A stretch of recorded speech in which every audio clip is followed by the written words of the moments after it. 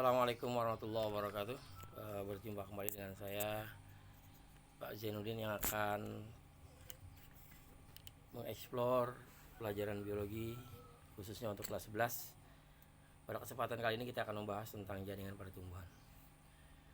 Jaringan pada tumbuhan itu adalah sesuatu yang sangat unik yang Allah telah ciptakan, sehingga kita akan menemui satu hal yang baru dalam ilmu pengetahuan, yaitu kita melihat struktur kumpulan sel yang memiliki fungsi dan struktur yang sama.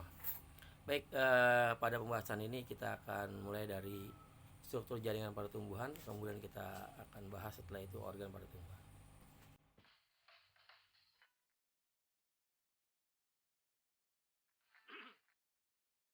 Dari tampilan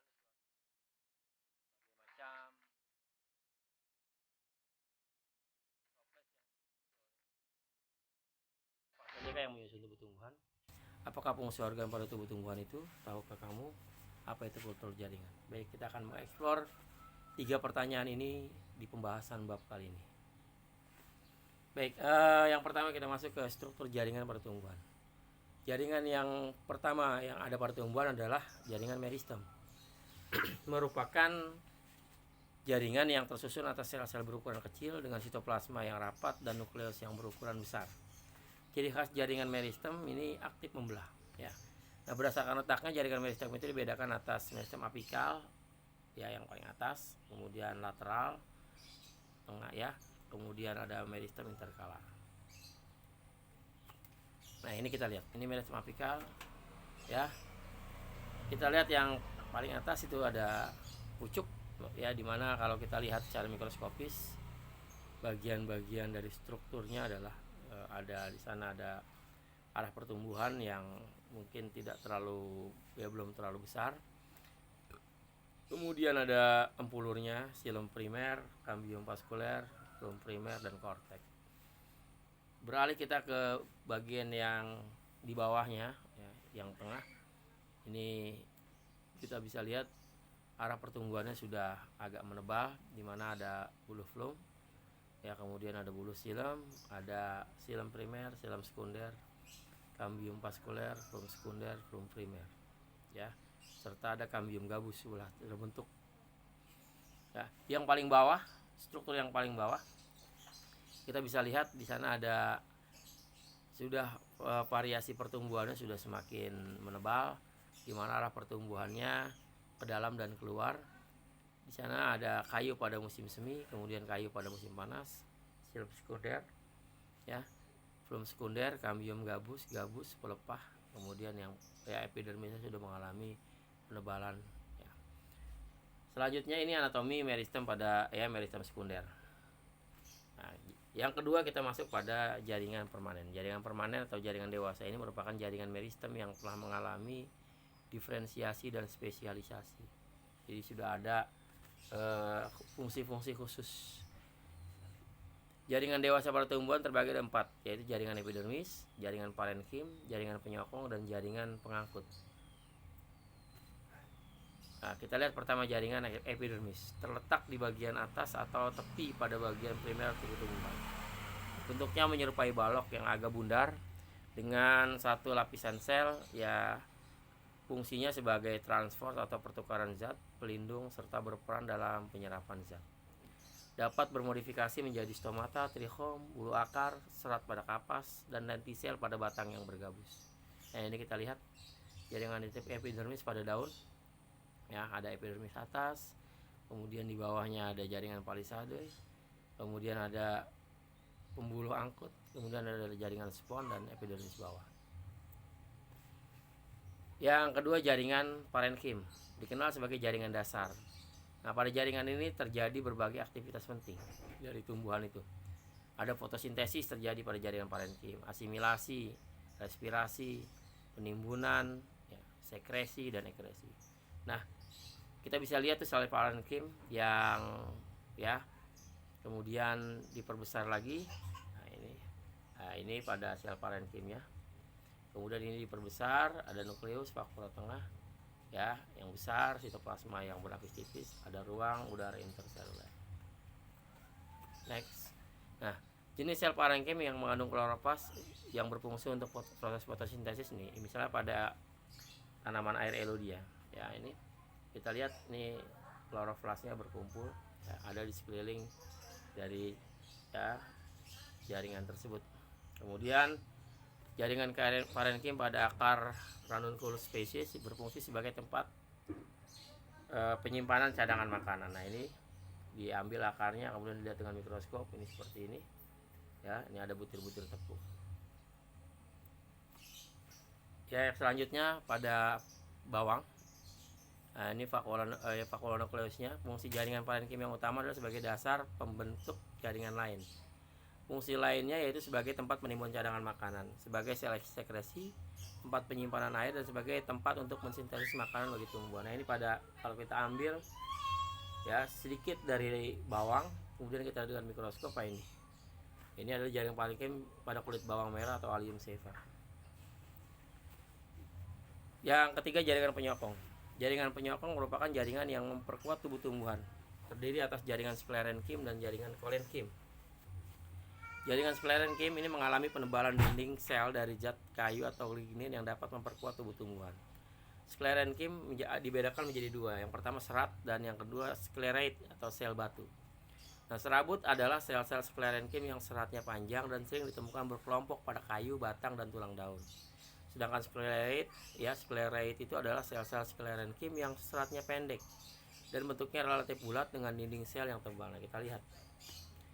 Nah, ini sel serabut atau serat pada batang bambu. Jadi bambu kita kerik, kita lihat hasil kerokannya atau kerikannya itu dengan mikroskop. Nah, ini seperti itu, ya, seperti ini. Jadi ada sel serabut atau serat pada batang bambu. Kemudian jaringan sklerate yang sel batu pada biji buah seri, dinding selnya sangat tebal dan keras yang berfungsi untuk menyokong struktur biji. Ini kalau kita lihat biji ya buah seri, kita lihat dengan mikroskop itu seperti ini. Oke. Yang selanjutnya kolenkim. Kolenkim dindingnya mengalami penebalan dinding dari selulosa, serat, berfungsi untuk menyokong jaringan pada organ tumbuhan yang masih muda dan tua. Lebih khusus berfungsi untuk menyokong jaringan pada tangkai daun. Nah, ini kita lihat macam-macam kolenkim. Ini ada yang pertama, ini dinding tebal. Yang kedua, penebalan di sudut sel. Nah, yang ketiga ini di ruang antar sel penebalannya.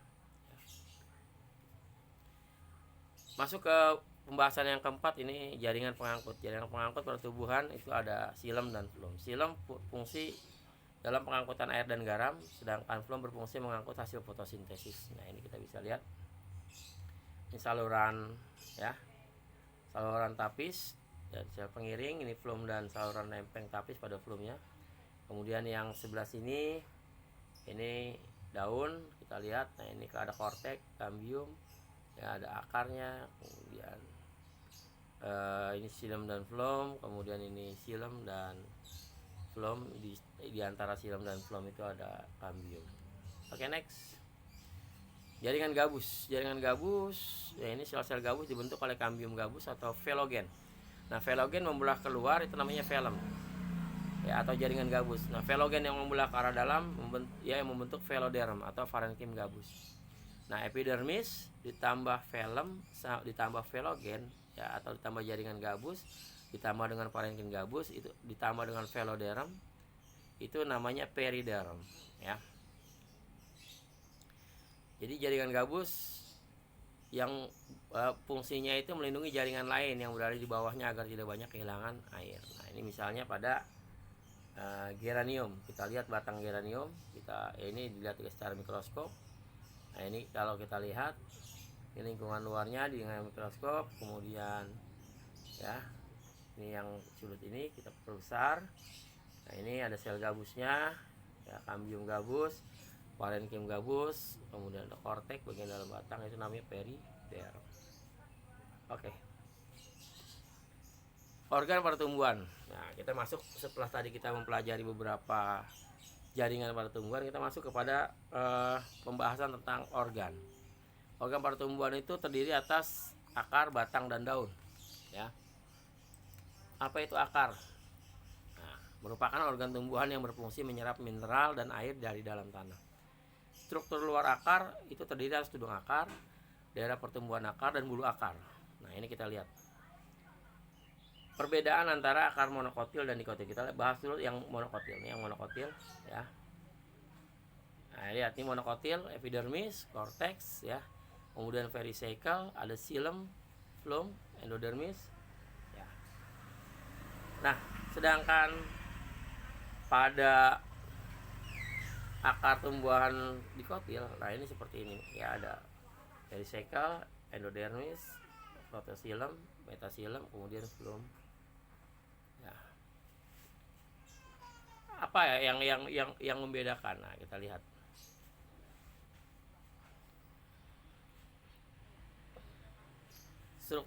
struktur akar. Sekarang bagaimana sih air masuk ke dalam akar ya? Melalui apa air masuk? Ada dua cara.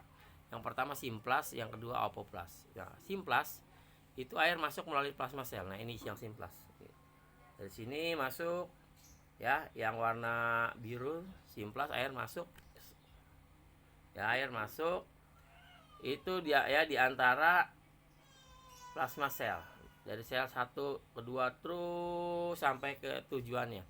Sedangkan yang apoplas itu dari melalui ruang antar sel, di luar dari sel itu ya, ada ruangan, kemudian air itu masuk sampai ke tempat yang dituju ya.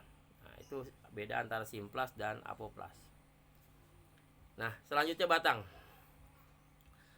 tersusun atas epidermis, korteks, dan silinder pusat, berfungsi sebagai penunjang bagian atas tumbuhan serta sebagai penghubung antara akar dan daun. Nah, ini kalau kita lihat batang itu strukturnya ada kuncup terminal, kemudian ada ya kuncup terminal sisik, ada nodus atau buku, ada di antara nodus satu dengan nodus lainnya internodus namanya, kemudian ada lentisel.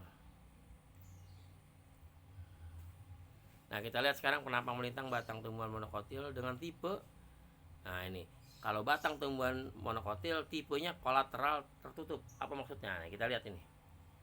Ini tanaman jagung ya, Ziamais. Kita lihat, nah ini epidermisnya ya, lihat. Kemudian ada jaringan dasar, nah berkas pembuluh, lihat berkas pembuluh. Nah, kemudian berkas pembuluhnya diperbesar tuh.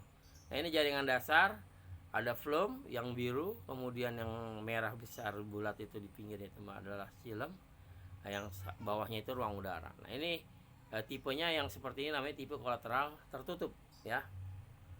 Nah, yang tumbuhan dikotil ini tipenya kolateral terbuka. Ini misalnya pada ya batang tumbuhan batang tumbuhan dikotil. Ini kolateral terbuka. Kalau pada monokotil tadi kolateral tertutup, ini tuh kolateral terbuka. Kita lihat ini seperti ini. Ya, seperti ini. Jadi kambium pembuluhnya ya tertutup, diiris, kemudian dilihat bagian yang kecilnya dari kambium pembuluhnya itu. Nah, ini bagiannya korteks, tutup serat phloem, ada phloem primer, phloem sekunder, xilem primer, dan empulur.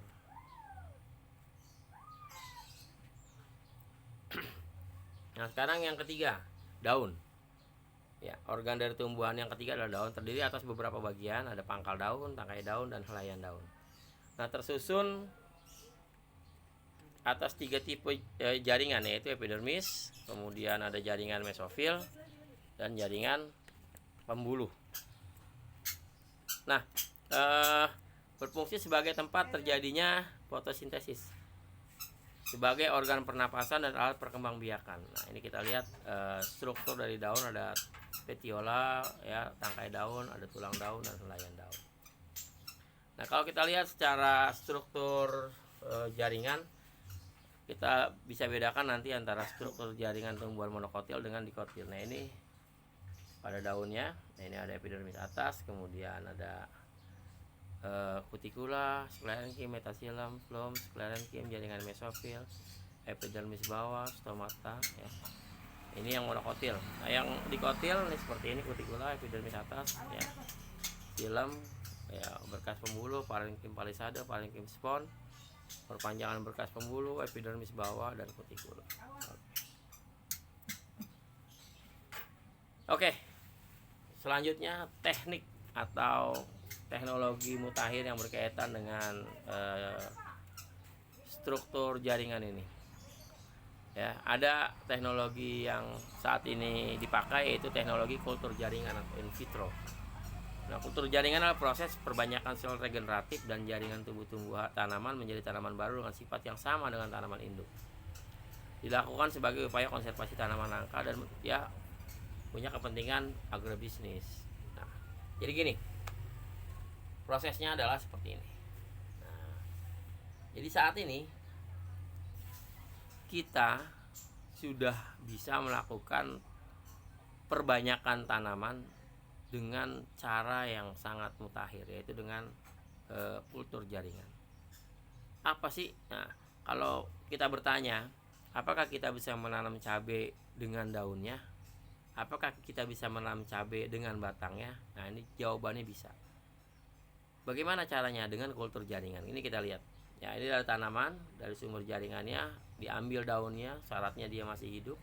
Diambil daunnya, kemudian dipotong-potong kecil, dimasukkan ke medium yang isinya mengandung mineral, vitamin, hormon, dibiarkan dikultur ya.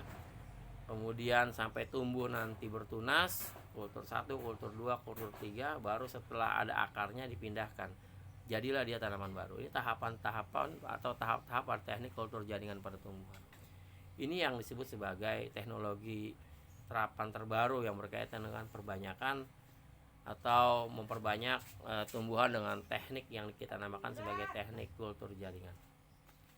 Oke, kesimpulan. Jaringan tumbuhan kita simpulkan itu terdiri dari jaringan meristem dan jaringan permanen. Jaringan meristem itu ada meristem interkalar, ya ada meristem lateral dan meristem apikal. Sedangkan jaringan permanen di sana ada ya jaringan pengangkut, kemudian ada jaringan penyokong, ada jaringan epidermis, ada jaringan parenkim, dan ada jaringan gabus. Oke, inilah pembahasan yang berkaitan dengan jaringan pada tumbuhan. Mudah-mudahan bermanfaat buat kita dan menambah pengetahuan kita. Sampai ketemu lagi. Sehat selalu. Assalamualaikum warahmatullahi wabarakatuh.